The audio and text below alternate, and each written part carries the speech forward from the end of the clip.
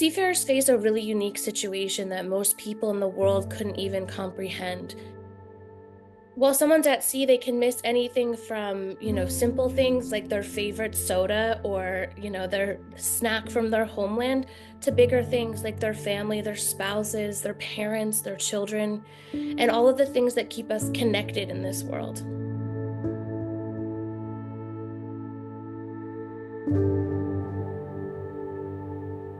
A lot of the times it is that they are maybe on there for 6 months and then all of a sudden they think they're getting off and then the contract is extended, and that can cause a huge amount of emotional distress. For most of us, when we have a tough day at work, we go home. For a seafarer, they live at their job, and so there is no kind of opportunity to get that space to have me time or to decompress in a way that we would find really satisfying or helpful.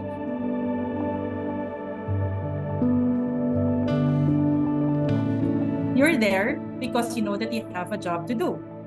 You're earning for the family, but you also know that you're leaving family behind. That was the reason why you needed to do this in the first place. Maybe because there's financial concerns, right? Growing. Sometimes we've seen seafarers, they don't even want to take their breaks anymore because they need to earn more, because they have a family to provide.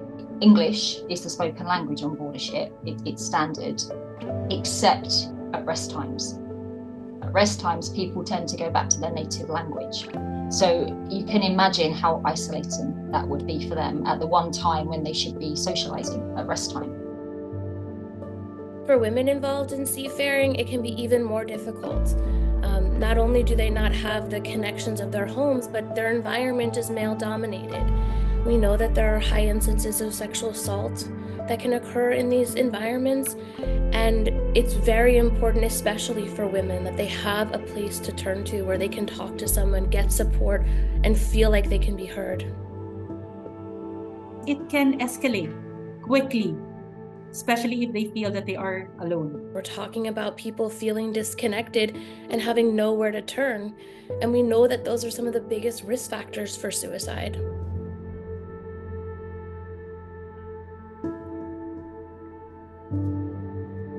It is difficult to know whether it's an intended suicide or it was an accident. It is very, very difficult to know and to determine what's happening. And the only way you really know that is if somebody has paid attention enough to know what state of mind that person was in.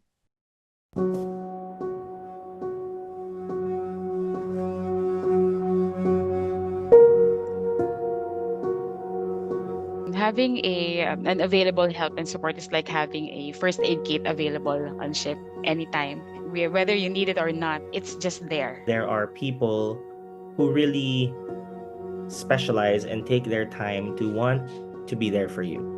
Just the knowledge of this help or this line exists is an added support. We live in a global world. We might live in different countries, on different continents, but we are all connected. And a huge way that we're connected is actually by these seafarers themselves. We rely on these people to have the lives that we live, and they deserve the support, as anybody in this world deserves the access to support, the access to someone who will just listen, not fix, not try and tell them what to do, but just to be there. And everybody deserves to be listened to. The more that we're listened to, the more that we feel heard. And when we feel heard, we feel valued. And we know that by having support for people, we can reduce some of those contributing factors. So it's not that we can take away everything that would make someone feel that way, but we can add something that could maybe boost their resilience.